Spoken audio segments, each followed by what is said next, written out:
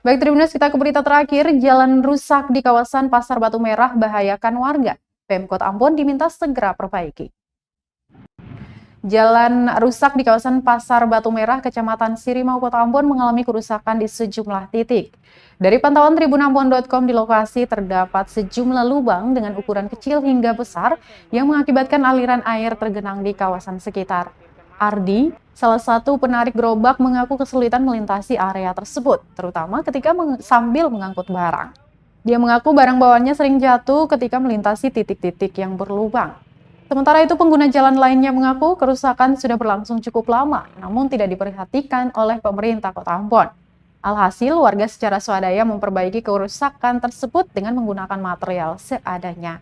Pedagang lainnya mengaku saat musim penghujan, genangan air bisa merembes hingga mengenai lapak jualan mereka.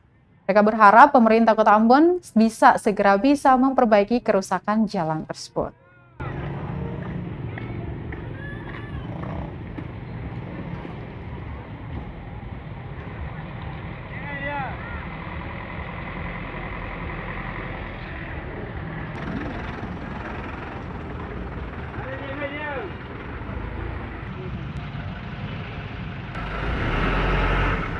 Seng ibu, katanya seng, maksudnya seng bawa tuh, seng bawa mama.